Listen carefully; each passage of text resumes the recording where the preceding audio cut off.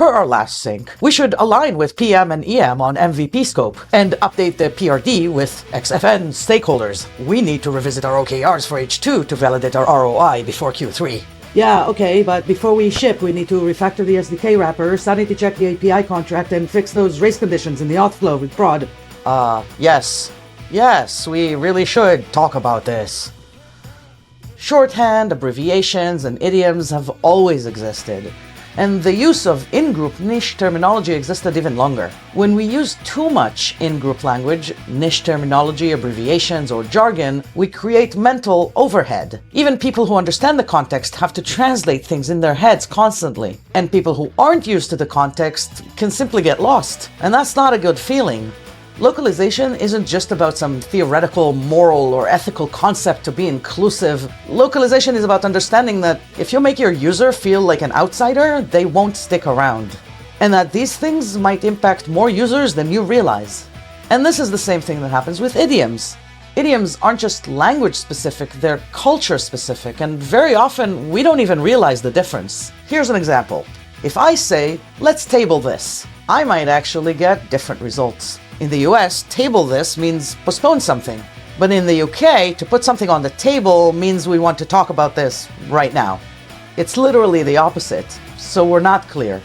And if we really think about this, in the vast majority of cases, simplifying something from advanced terminology to plain direct language makes it clearer in general to everyone, in and out of the context group. Here are some examples that are my personal pet peeves. If you send me an email asking me for a biweekly meeting, I will probably reject it out of spite. It's not even just that I personally don't understand if biweekly means twice a week or once every 2 weeks. It's that biweekly literally means both. It can mean twice a week and it can mean once every 2 weeks. So which one are you asking for the meeting, and can't it really be an email?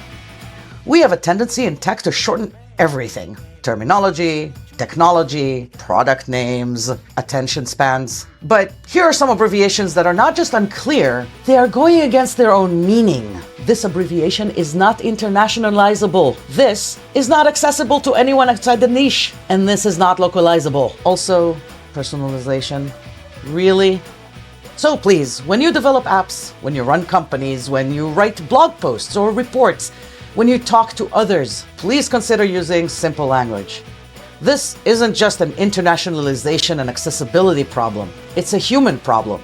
Try to avoid abbreviations as much as possible because they require mental overhead from everyone. Try to avoid idioms because you might end up confusing people even without realizing it. Try to avoid overspecific terminology because not everyone might actually understand you. And if you can't, then please define them. In your app's interface, in your write-up, in the beginning of your email, or check in with the people around you that everybody understands what you're talking about in the conversation.